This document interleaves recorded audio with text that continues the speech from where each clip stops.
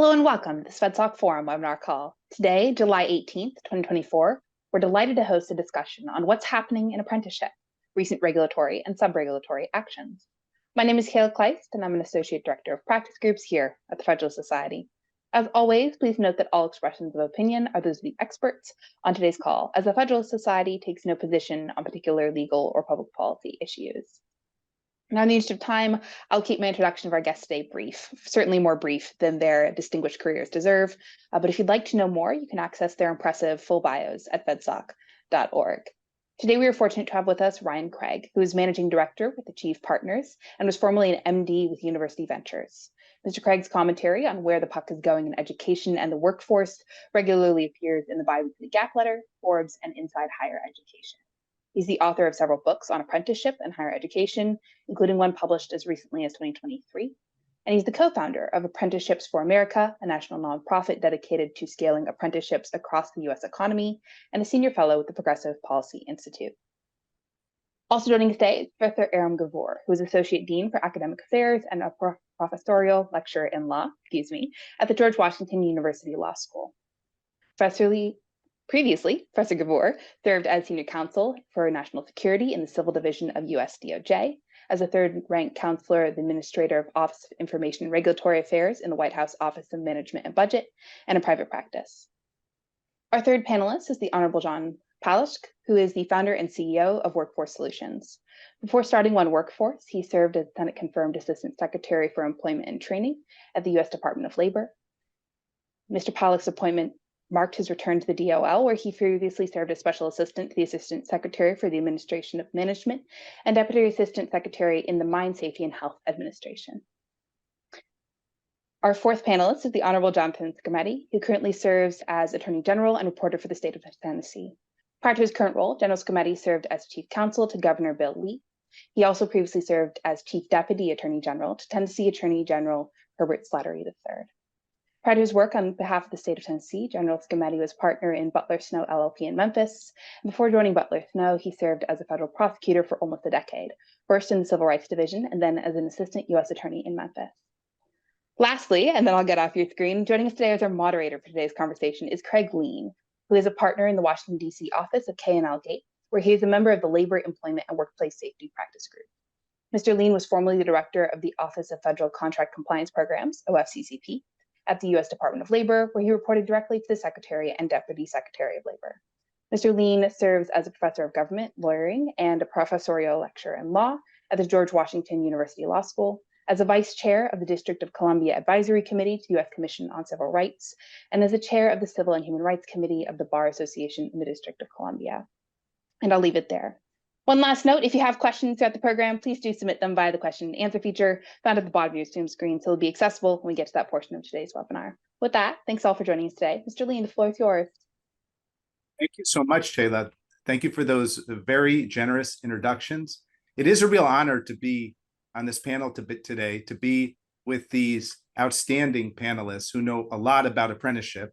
And I would say at the beginning, we have the Attorney General here, and I wanted to just let everyone know that he has told us very graciously that we can call him Jonathan today, but typically we would call him General. So thank you, Jonathan, and it's a pleasure to be here with all of you. So the reason why I helped create this panel, and the reason was when I was at the Department of Labor, and I was in the civil rights contractor area, apprenticeship was probably the biggest thing going on at DOL. And this was in the Trump administration. And you know what? Apprenticeship is still a big deal in the Biden administration. And apprenticeship is a way to greatly increase the workforce, to get people skilled, the skills they need to do the jobs that we need for this economy. It's something that's really important, and it's bipartisan in the sense that everyone thinks apprenticeship is important. What's amazing, though, and why I want to do this panel, is that there are tremendously different approaches to apprenticeship between the Trump administration and the Biden administration. And a lot of that is based on subregulatory guidance, different approaches. The law itself hasn't changed, the statute, but a lot of this is these different approaches to interpreting the statute, to subregulatory guidance. The idea of how much administrative deference should be given comes in here, particularly after the Loper Bright and Relentless decisions, ending Chevron deference. This is a really interesting area. But not only is it an interesting area legally, it has a huge impact on the economy. One other area you've seen a big focus on apprenticeship is under the Inflation Reduction Act related to green energy tax credits. And that's another area where there's been a lot of subregulatory guidance, a lot of debate about how to approach that, whether new apprenticeship fields and occupations are going to be recognized or not. We're going to talk about all that today. One last thing that's come in with these apprenticeship, with the Biden administration's apprenticeship approach, and some new regulations that they have put out there as proposed rules, as a proposed rule, a notice of proposed rulemaking, is that they've included in there a number of equity requirements, equity obligations. Those may or may not be consistent with Supreme Court precedent and the idea that you cannot have preferences or quotas or things like that based on equal employment opportunity requirements, which I know a lot about because I used to work at OCCP. We're very fortunate because Jonathan is actually very involved in that area, and he has some thoughts on that too. And we're going to talk about those equity requirements, adding additional requirements to apprenticeship. So I've talked enough. Let's get right to the discussion today. And again, to my co-panelists, it's an honor to be here with all of you. So the first question I want to pose to John and Ryan, what have been the different approaches actually, before we do that, I want each of you to be able to say, to speak a couple minutes. I'm so excited to get into the questions. So why don't we have each of you speak for 2 to 3 minutes about why you're on the panel, your involvement with apprenticeship, and then we'll get to the questions. But you already know what question I'm going to. So Ryan, why don't we start with you? Sure. Well, it's an honor to be here with all of you. My name is Ryan Craig, and I'm Managing Director at Achieve Partners. Achieve is the leading investment fund investing at the intersection of education and employment. And we have a workforce fund that is building apprenticeship programs. Specifically, what we do is we target sectors of the economy where there's a talent gap, and we buy business services companies in those sectors and then transform them into talent engines for those sectors, specifically hire, train, deploy models in areas like cybersecurity, healthcare, IT, data analytics, software development, Salesforce, Workday, SAP, et cetera. Mostly tech, one healthcare company as well. And it was that experience that I'm not a workforce policy guy. Never had a job in outside the private sector, but I write a lot about the future of education and work. And about 4 years ago, began to turn my attention to apprenticeship, and just with an outsider's perspective on what was happening, it became clear to me that we were going about this completely the wrong way from a public policy standpoint, and that was what produced Apprentice Nation.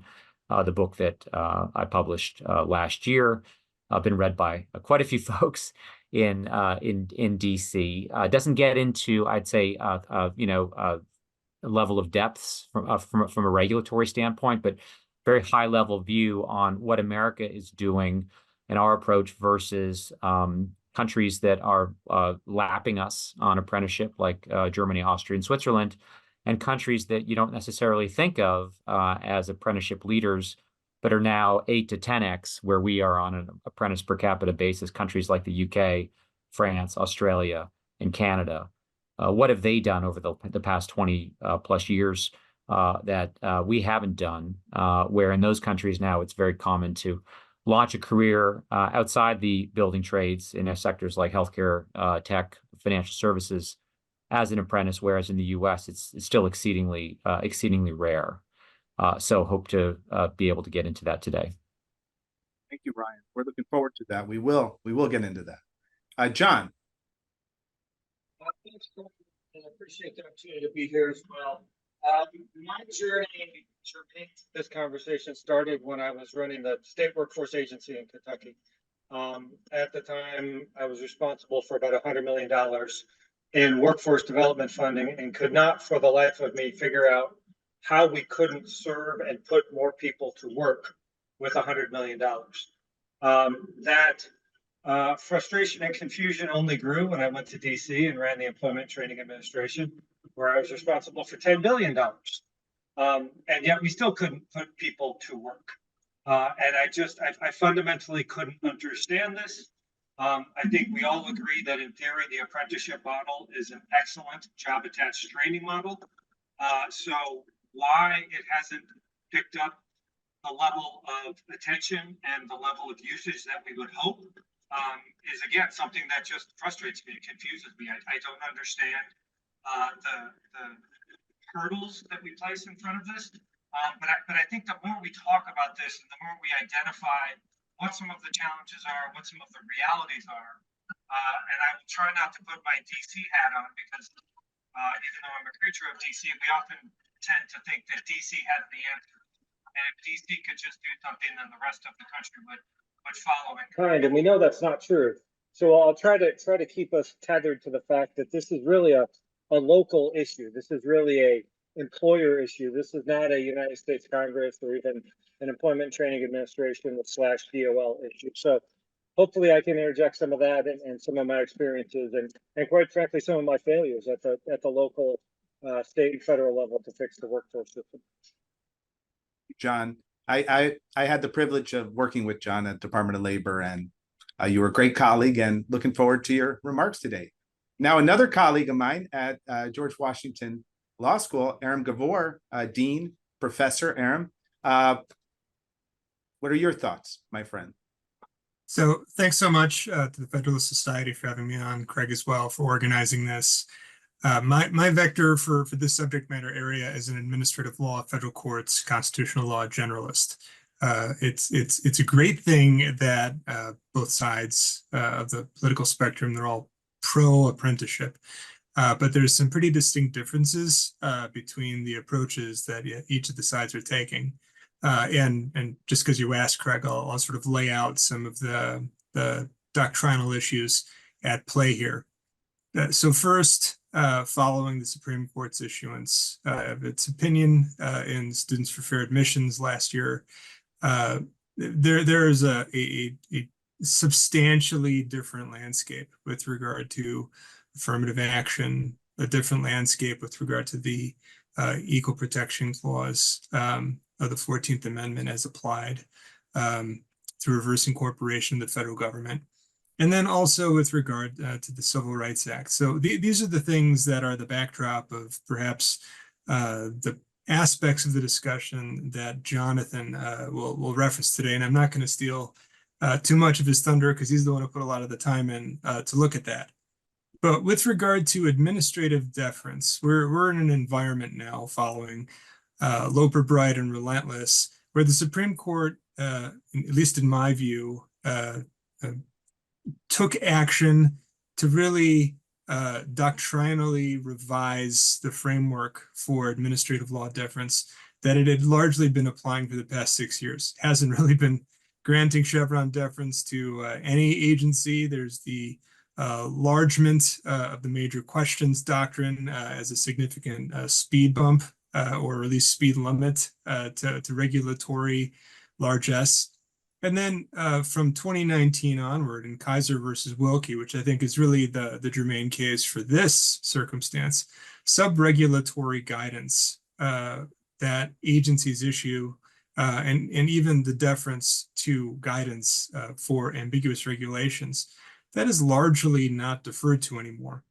So when there are something close to half of the state's attorneys general voicing concern over any sort of policy, that makes me a little concerned as a general matter, regardless of political party, that maybe the primary goal of just apprenticeships isn't moving in the best direction on a consensus basis.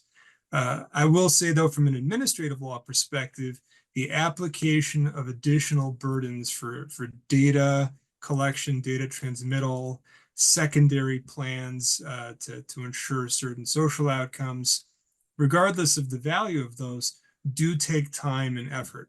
So my concern with regard to having a maximum apprenticeship outcome for policies is that having that type of practice can somewhat mute it. Aram, you know, when we're talking about apprenticeship, we're talking about a statute that's almost 100 years old, which almost everything's governed by regulations and subregulatory guidance. So this will be very interesting today. And then finally, General Scrimetti, Jonathan, it's an honor to have you. take it away. Sure. So first thing I want to say is apprenticeship is wonderful. I worked for a governor when I was his counsel, and he's still a client, who is deeply invested in the trades, who views apprenticeship as a leg up for a lot of people who would not have opportunities for that kind of prosperity otherwise. And for democracy, it's important that people have avenues to prosper. We can't have a permanent underclass. And so apprenticeship is a great vehicle for creating opportunities for people. I have no problem with that. I don't think anybody does. The issue here is twofold. First, there's this legal issue involving the equity requirement. And I'll talk about the details a little bit more later, but the gist of it is there is a race-based approach to some of these apprenticeship decisions under the most recent proposed rule that creates significant legal concern after Students for Fair Admissions. In the Sixth Circuit, there are some other cases that create additional cause for concern there. The idea being you can't treat people differently based on the color of their skin, no matter what the context. It's a fundamental American principle, and it's an issue here. Separately, because a lot of this money flows through the states, this is not just an academic concern. We have to defend the state. I have limited resources. And so purely from a selfish perspective, I don't want the state to be forced into an illegal posture as a result of getting this federal money. We want this program to succeed. We want this program to thrive. We want to create opportunities for a great many Tennesseans. But because of the legal problems here, because of the onerous and likely illegal requirements, we don't want the state to get dragged into litigation that inhibits the ability of the apprenticeship program to help people succeed. So those are my concerns, and I look forward to elaborating on them a little bit more. Jonathan. So those were great introductions. Let's get right to the questions. So the first question, which I would pose to John and to Ryan, but then Aaron and Jonathan, if you want to provide your input, please do. What have been the different approaches by the Biden and Trump administrations to apprenticeship, including the different positions on industry-recognized apprenticeships? And for those in the audience, industry-recognized apprenticeships were created in the Trump administration, and they were rescinded. They were eliminated in the Biden administration. So this is a big issue where there was a flip-flop. And as part of that, if you can work it in, we did get a question from the audience. Isn't the idea, and I'm going to ask it now just because it informs what is apprenticeship and what's the purpose of it, isn't the idea of getting a high school diploma outdated, and that young people should be able to exit the K-12 system to pursue an apprenticeship as early as 14? And there's full disclosure, this is from a homeschool parent and a big fan of early career and college pursuit outside the system. So those are the questions. John and Ryan, take it away. John, you go ahead first, and then I'll comment. So there's been a vastly different approach at the granular level, but I want to start at the highest level first. Again, as I said in the beginning, I think everybody supports the apprenticeship model, the idea that an individual can earn and learn, as we like to say, or use job-attached training. I think everybody supports that. John, forgive me real fast. Would you talk a little closer to the mic because it's going in and out a little bit? Yeah, actually, Ryan, I'm gonna disconnect my earbuds. If you want to go, then I'll jump in. Thank you. Well, Ryan. I was gonna go second because my my view is that the differences pale in comparison to what they have in common, which is they're missing the forest for the trees. Which is to say, we're both Democrats and Republicans are focused on apprenticeship as a training program, and funding it in that way and regulating it in that way. But apprenticeships, as we all know, are jobs.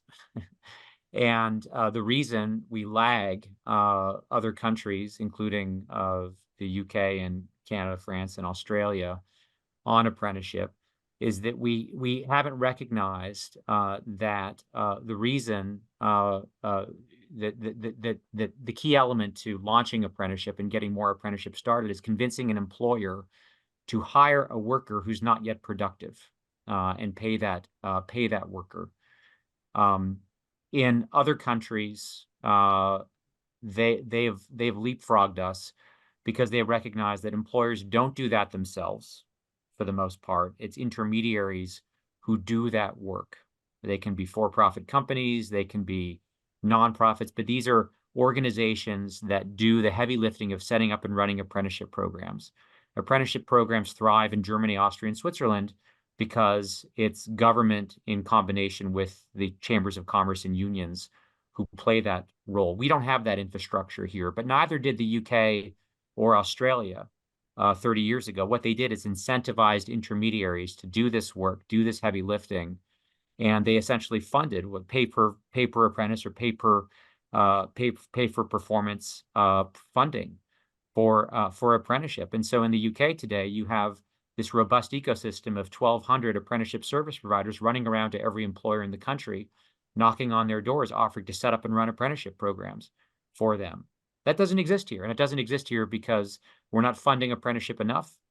And we're funding it wrong, which is to say the Department of Labor in both the Trump and Biden administrations have had grant programs. Funding has increased, but they're trying to pick winners. They're awarding grants primarily to workforce boards and community colleges. They wouldn't know an apprentice if an apprentice knocked on the door, because they don't hire apprentices or actually create apprenticeship programs. It's employers who do. So in other countries, they're funding intermediaries that have high intervention models that do provide turnkey apprenticeship programs are the most effective. We don't fund them here. So my firm, Achieve, we build these turnkey hire, train, deploy programs. Not one of them is receiving public funding for it. We're able to do it because we're focused. We're cherry picking in the highest value areas. So that's the biggest issue. I think that where the administrations differ, they're differing around the edges. They're not focused on the core reason we're way behind on apprenticeship. Thank you, Ryan. What do you think, John? I tend to agree with the first part of what Ryan was saying. I do think we missed the forest for the trees, and I think that's nowhere more apparent than if we look at the National Apprenticeship Act of 1937. I believe it was around 400 words long. If we look at the most recent rule put out by the Department of Labor, it takes up 181 pages in the Federal Register. So we're really missing the boat here if we think that we want to simplify and encourage employers to take advantage of apprenticeships by putting more and more compliance reporting and other burdens in front of them. So I do agree with Ryan that at the end of the day, this is a job. I will disagree with Ryan because employers hire unskilled, unqualified people every single day because we have 8.1 million open jobs in this country. We can't find people. And I can tell you from my time in Kentucky and my time in DC, you know, the number of employers who said, give me somebody who will pass a drug test and show up on the first day, and I'll teach them everything they need to know. Now, that's not to say that applies to every single job, but this notion that an employer is running away from apprenticeships because they're afraid that the individual can't do the job right now, I don't think that's the case. They're running away from it because it's simply too complicated. There's too many burdens. There's too many hoops that I have to jump through in order to try to get a gold star that says I'm a registered apprenticeship program. Great. What does that really give me? I need skilled workers.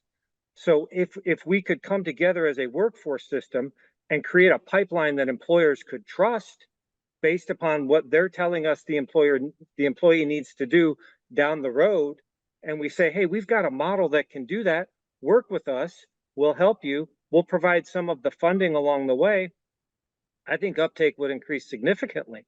But this is not, it's not an issue of the employee can't do the job. And again, and Ryan knows this because we've disagreed a lot on this, it's not an issue of funding. The funding, the major federal workforce development program called WIOA is a little over $3 billion. With that $3 billion, the last annual report that the Department of Labor put out, the local workforce boards across the country used it to train 2,200 apprentices for $3 billion. So this is not a funding issue. It's an issue of we have a model that, again, in theory, people like, but then they attempt to use it and they realize, wow, this is just way too complicated. I'm going to do it on my own. So, and we know this because when I was in DC, we were trying to determine how many employers had what we called little A apprenticeship programs, which is how many employers had an apprenticeship program that wasn't wasn't blessed by the Department of Labor. They didn't really care if we blessed it, but they had a process whereby they brought in a junior employee. They paired them up with a more senior employee. They brought them along and they allowed them to move through the progression. And our supposition is that it far outweighs the number of registered apprenticeship programs that have been blessed by the Department of Labor. So again, that tells us the model works. We're just missing the mark from a public workforce standpoint by trying to force more regulation, more requirements, more hurdles down the throat of business and saying, hey, use this great model, but by the way, here's a 64-page application you have to fill out to do it. And the employer says, well, I can stand up this program on my own without your 64-page program. So thanks a lot. Goodbye. And I think we need to be cognizant of that.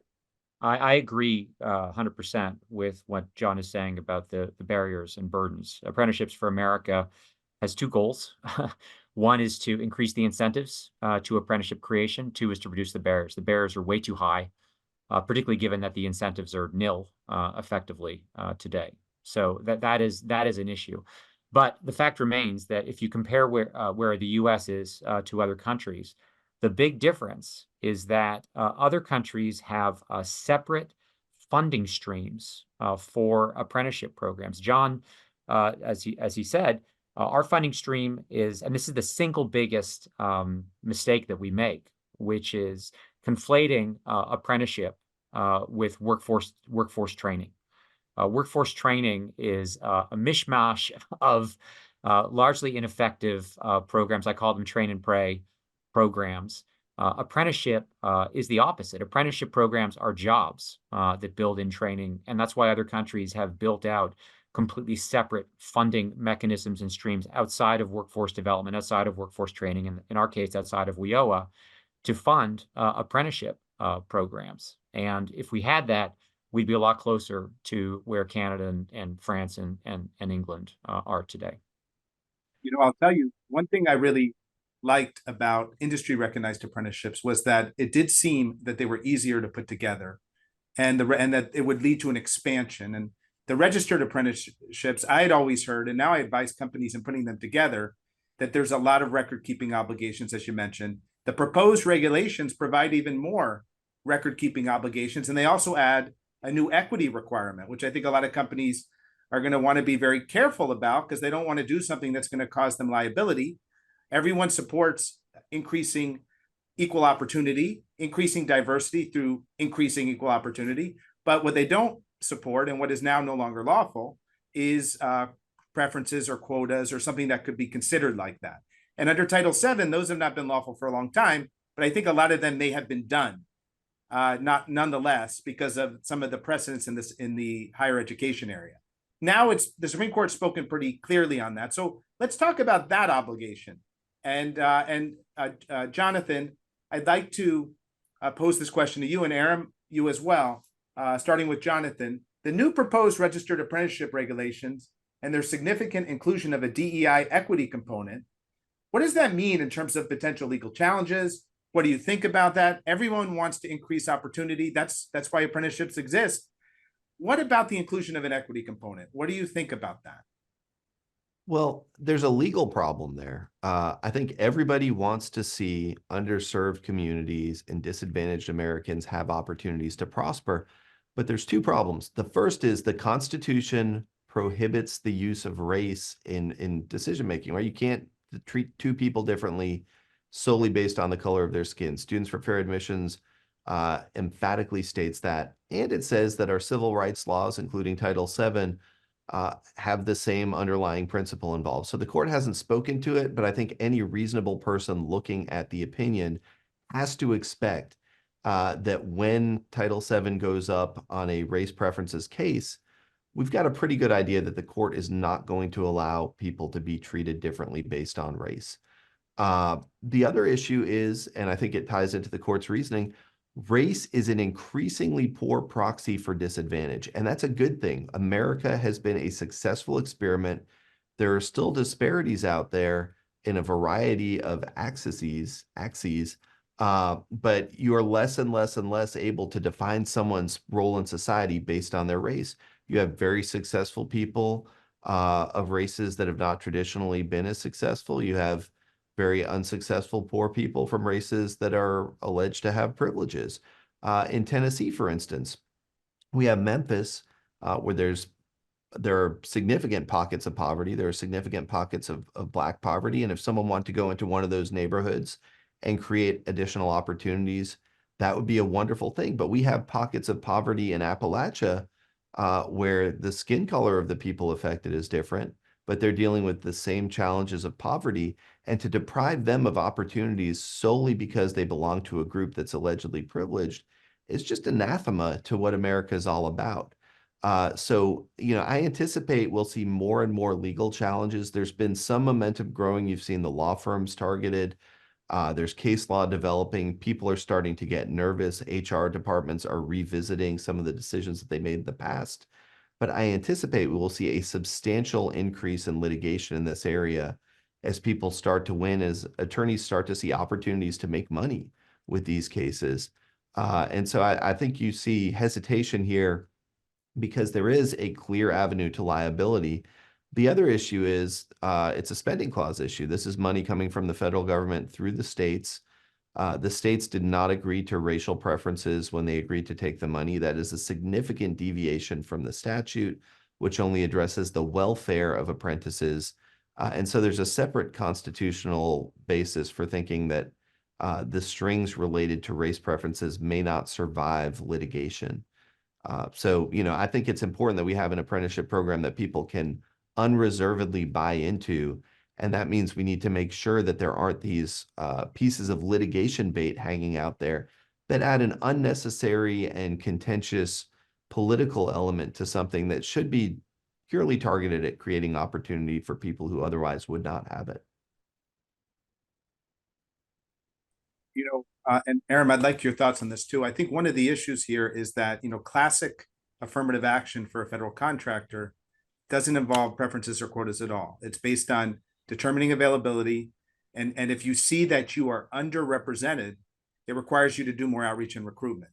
But you're not allowed to you can set long-term goals, but you can't set anything that would be similar to a quota or preference. I think the concern here, as you've articulated extremely eloquently, but I think the concern here is that this may go beyond that. In addition to being a spending clause issue, this may be requiring them to actually set goals that are more than long-term goals because you have demonstrated underrepresentation. If you don't have demonstrated underrepresentation, you shouldn't be setting goals. That's one of the underlying issues, at least for classic affirmative action. Aaron, what do you think? Sure. So happy to opine on this. And having read the state AG's letter that the state of Tennessee led with 23 state AGs signing it, I agree that the spending clause authority is probably the strongest argument against the proposed regulatory changes. And also having just read very carefully the document from the Department of Labor, they did their best to, as in the Biden administration, to not offend Students for Fair Admissions directly, but there's a lot of sort of secondary or consequential issues that do present some level of litigation exposure, a pretty significant amount. Undoubtedly, a decision was made to press forward regardless of that, and this just sort of reminds me of my time in the federal government, having served under both Republican and presidential administrations in politically career detailed positions. I would always ask, what is your objective for this regulation? Are you looking for behavioral change? Or are you looking to sort of score points for the base or achieve some broader goal that's not directly based on the behavior you're looking to change, at least in the text of the regulation? This sort of looks like a category 2, where it's more of, I think it has very strong fidelity to the broader whole of government equity approach that the Biden administration has championed and what President Biden ran on, honestly, in 2020. But the legal risks are there, and I'm not, and I won't step further into Jonathan's space, but from a business perspective, do you want to invest in a burdensome complex regulatory scheme that ultimately exposes you to litigation liability, possibly by your own state and your own employees. That's not a great recipe for achieving the goal of having enlargement of apprenticeships in the United States. So that's my vector of concern with this. And I just wanted to socialize that. Let me ask John and Ryan, do you have any thoughts? One issue that occurs to me is, having been a OFCCP director and advising a lot of federal contractors and non-federal contractors, the decision whether to have an affirmative action program and become a federal contractor is a big decision. A lot of companies won't do it. So, and sometimes they're concerned about legal liability. They might be concerned about record keeping obligations and expense and burden. And some want to do it and they embrace it. There's different approaches. The one issue I see here, though, is that apprenticeship generally is a very positive thing for equal employment opportunity. You're getting people who don't necessarily have the skills, and they're getting the skills. You're helping underutilized parts of the population, underutilized groups, be able to get jobs. That's the purpose of apprenticeship, and it often has a very positive socioeconomic impact. Adding these sort of obligations that are not really focused on apprenticeship, they're additional obligations. Whole of government approach. We want to include these equity obligations. We want to include an affirmative action program, whatever it might be. How could that impact apprenticeship? Is that an issue? Is that a concern? It is absolutely crazy. They have proposed these rules. Apprenticeships for America had 6 different feedback sessions, and I think 300 or 400 participants in the current registered apprenticeship system participated. The feedback was almost unanimously negative on these. Apprenticeships are the most equitable pathway to career launch in this country. And it's not just equity that these new rules are focused on. It's also, I'd say, consumer protection, with the, somehow believing that there are sort of unethical players out there looking to prey upon poor apprentices in the same way that they view for-profit colleges preying upon poor unsuspecting students. But apprenticeships are an entirely different genus, right? Apprenticeships are jobs where you have a employer willing to pay you a living wage and train you as well. So the idea that somehow apprenticeships need more equity or need more consumer protection is crazy. And is just going to inhibit the apprenticeship creation that we desperately need, right? We don't have, as a nation, other countries have built pretty substantial earn and learn career launch infrastructure. We are way over-indexed, over-invested in tuition-based, debt-based career launch infrastructure. We are way under-invested in earn and learn career launch infrastructure. And that is really bad in an era where the skills that employers are most looking for are actually easier to learn on a job in a job than they are in a classroom. And when AI is about to transform entry-level jobs, what used to be entry-level jobs, into jobs that require a year or 2 or 3 of real relevant work experience. It's going to be very, very hard for career launch unless we can build this earn and learn career launch infrastructure. And focusing on equity and consumer protection, more of that by regulation is antithetical to our goals. Thank you, Ryan. John? I agree with most of what Ryan said. He mentioned earlier this notion of picking winners. I never thought our job in DC is to pick winners. I thought our job was to create the environment and to incentivize the type of behavior that we wanted to see. That's what we did when we rolled out the industry recognized apprenticeship program. In practice, what we were doing was ceding control, ceding authority from the Department of Labor to what we were calling standard recognition entities, or SREs, saying, hey, you know what's best in your area and in your industry. You go ahead and do this. We don't, why are we going to have some bureaucrat, whether that's John Palish or somebody else, sitting in Washington, D.C. saying, yes, we believe that solar voltaic is important in Arizona, but it's not important in Nevada. That's silly. We in DC are supposed to create an environment that encourages growth, that encourages innovation. And what you see in this rule, and what you see from this administration, unfortunately, when they rolled back the IRAP rule, was just the opposite. It's very much a prescription of what you must do to get through the gate. And oh, by the way, we're going to make the gate very, very narrow. That's not what we need if we actually want to grow the workforce, if we want to grow skilled workers, if we want to grow apprenticeships. I think we need to go directly in the opposite direction, which is allow states to tell us, and allow local areas to tell us, hey, this is what's important here. This is what we see coming. This is what's growing in our industry. And oh, by the way, the governor is going to be putting money behind this as well. So, you know, we in DC don't know that, and no disrespect to them, but Congress is even further removed from what's happening across the country. So we're seeing this right now with the whole AI conversation, hoping that the folks in Congress understand artificial intelligence. They don't understand apprenticeships. They don't understand workforce development.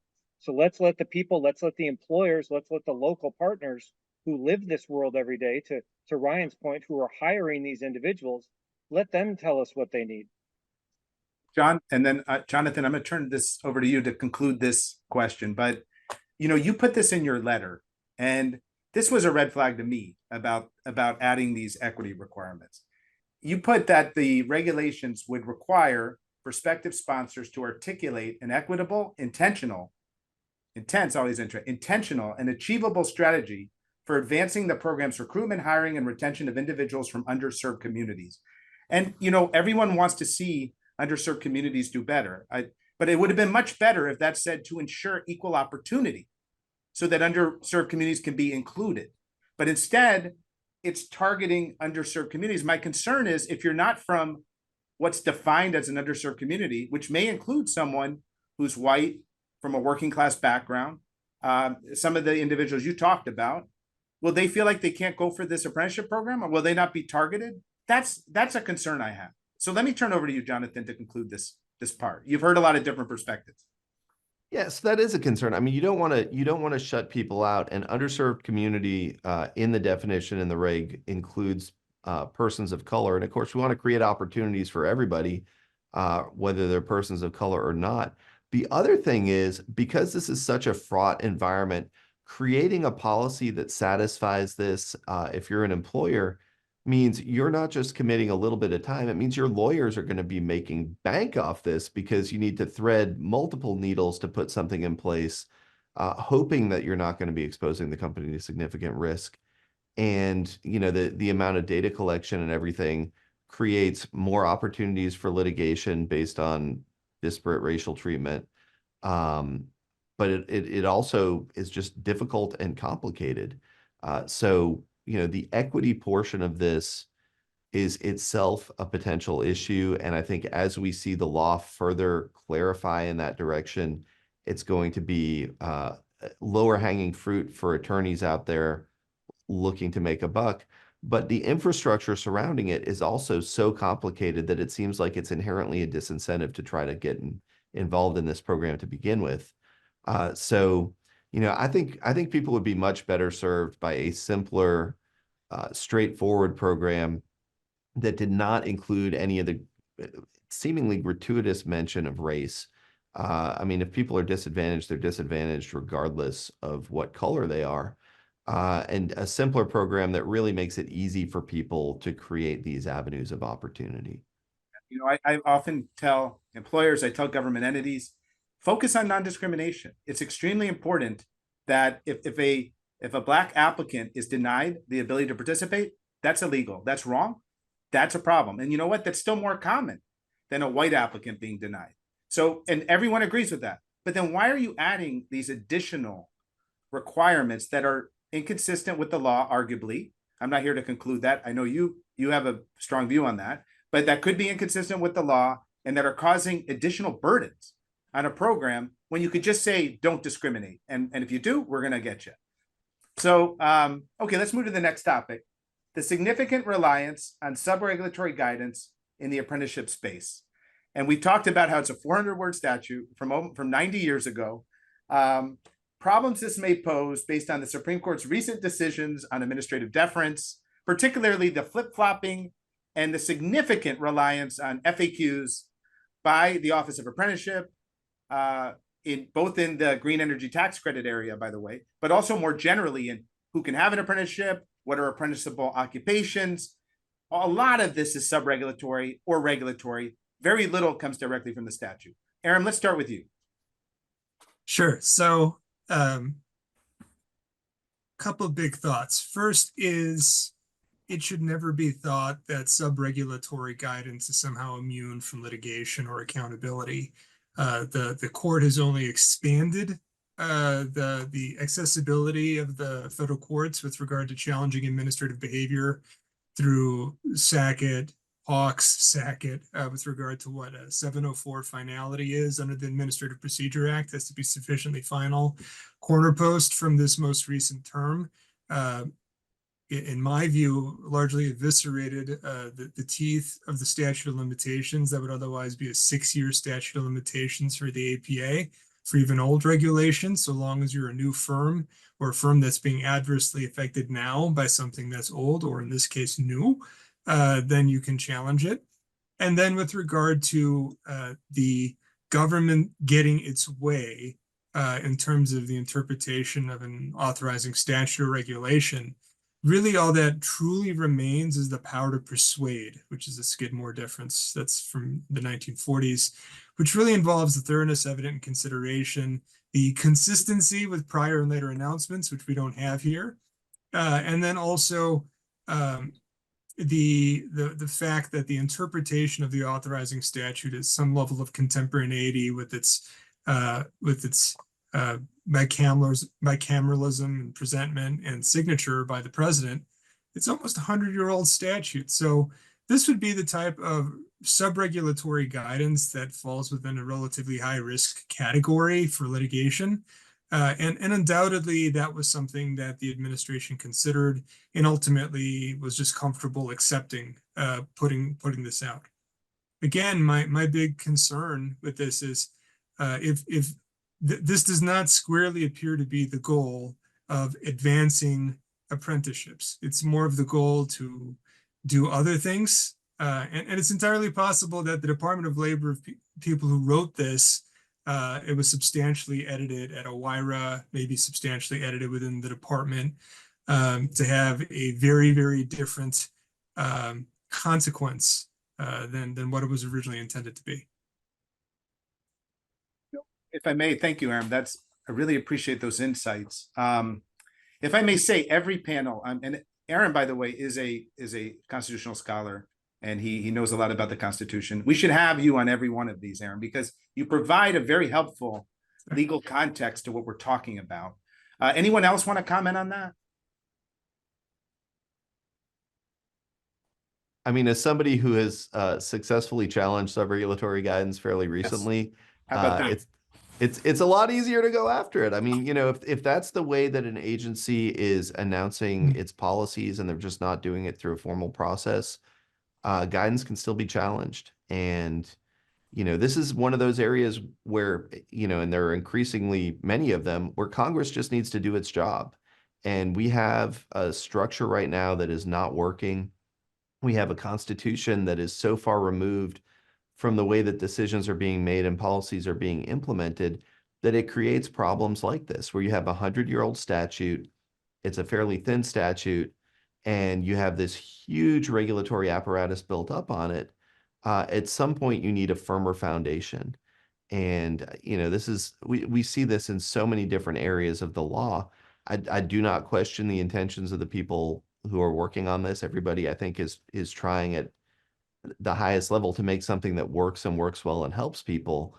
But in our system, the big decisions have to be made by Congress. The agency actions have to be justified by what Congress has done. And you can only get so far afield before you start running into significant legal problems.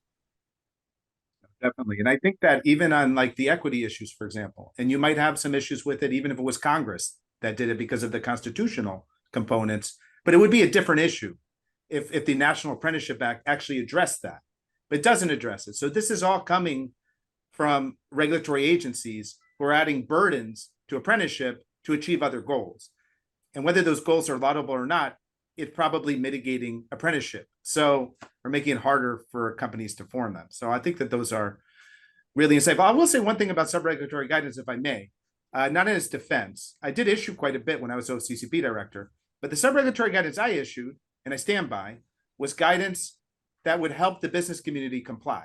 And it typically would decrease, and we were an enforcement agency, it would decrease our discretion.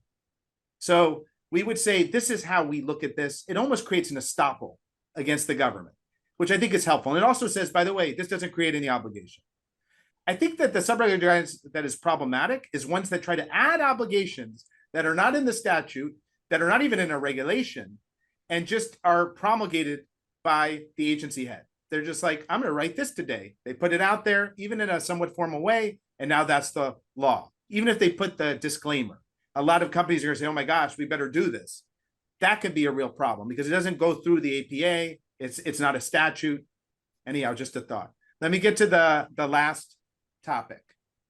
The potential growth of apprenticeship in the solar, wind, green energy areas, particularly after the Inflation Reduction Act, which of course was done under a Democratic administration by a Congress, but it was promoted by a Democratic administration. Green energy tax credits, whether DOL should be creating apprenticeship programs in newer occupations or continue relying on established trades such as solar installer compared to electrician. And I bring this up because I've seen this myself advising in this area, trying to get the Office of Apprenticeship to create new programs to address these opportunities for companies, solar installer, an apprenticeship program, something like that. They instead publish guidance saying, you know what, you figure out which of the established trades this is most like. And there's a real push to try to make it unionized trades like electricians, for example. And by the way, this is not pro-union or anti-union. The issue here is there's a statute that says we want to do more green energy tax credits. Why is the Office of Apprenticeship and prevailing wage law, basically from DOL, Wage and Hour Division, why aren't they trying harder to get companies to create apprenticeship programs for solar installers and making it as easy as possible to know what the prevailing wage is and be compliant? Any thoughts? This is for the whole group. Anyone who has some thoughts on this issue? Because it's a conundrum for me, a little bit. Here, with a little speculation. I don't think. John, could you speak a little closer to the mic? Forgive me. Sorry. Can you hear me? Yes. Try again. Having technical difficulties. It's okay. We can hear you enough. Go ahead. I'm going to engage in some reckless speculation here. I don't think this is an Office of Apprenticeship issue. Having worked with that office for a year and a half, I don't think the issues are coming from the Office of Apprenticeship. I think when we talk about apprenticeability issues, we have to be very cognizant of why any administration, or in that case, any state apprenticeship agency would not want to create more occupations that are eligible for registered apprenticeships. I think we need to be honest with ourselves about what that means. And to your point, I'll say it, you didn't want to, and that's fine. I think we need to be cognizant that there are barriers to entry to this. And by not allowing business to tell us what the jobs of the future are, we love to talk about jobs of the future, but we are absolutely petrified of acknowledging that those jobs exist and that jobs we can't even think of today will exist in 5 years. So we have to have a commitment from the Department of Labor, from the White House, all the way down to the state apprenticeship agencies, that we're going to defer to business. And if business tells us that solar installers is an important job, we have to trust them. A state agency shouldn't be making that determination. The Department of Labor shouldn't be making that determination. The White House and Congress shouldn't, because we don't know. We're not in touch with what's happening there. We're certainly not on the cutting edge of industry and where things are going.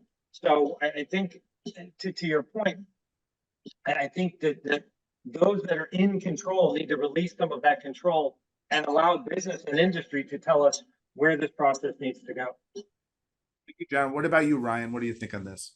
And let me read one question we got as part of this from Tim Taylor. In the IRA world, we're seeing community benefits plans, hiring plans and expectations, and other non-statutory and even non-regulatory requirements being baked in via transactional documents as a condition of accessing loans or grant funds. Any thoughts on that as well? So either my question or this question as well. Ryan.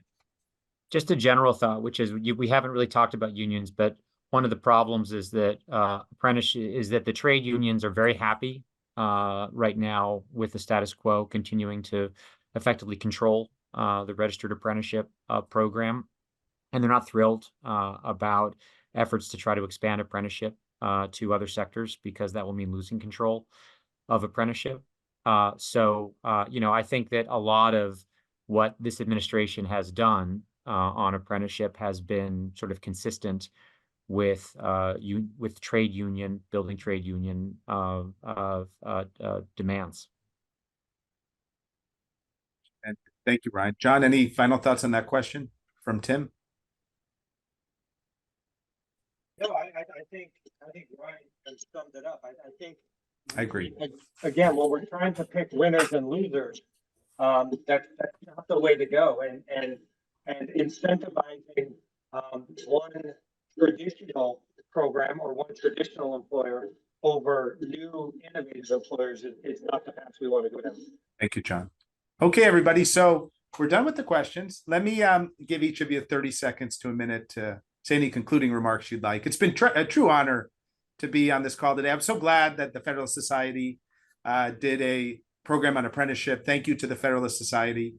Thank you to the Administrative Law and Regulatory Group. With that, Ryan.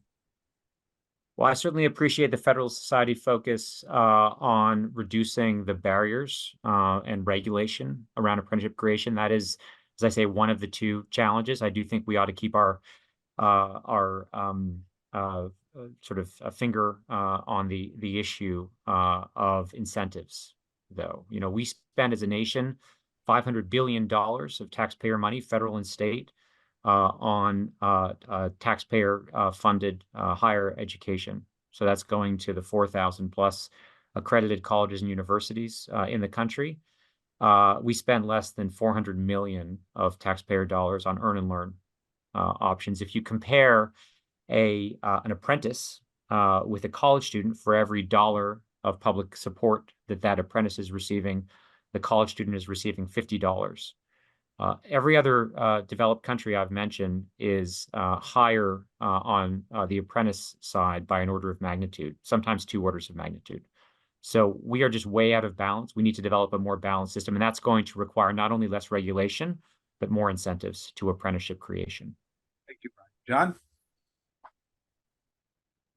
I just think we need to be honest with ourselves, and we have to realize that the solution here is political will. We can't, out of one side of our mouth, say that we want to grow apprenticeships, that we want to encourage more individuals to go back to work, and then out of the other side of our mouth, say, but we're going to put 150 new requirements in place for that to happen. And candidly, that's what this comes down to. It comes down to the political will at the local, state, and the federal level. For folks who, I always say there's not an elected official in this country who doesn't run on the jobs for. I'm the jobs governor. I'm the jobs mayor. I'm the jobs senator. I'm the jobs president. Well, prove it. Put your political will behind putting more people back to work, creating more avenues to a skilled job. And don't allow special interests. Don't allow those who have been taking advantage of a system that prevents that from happening to stand in the way of that statement that you made. Thank you, John. Aaron?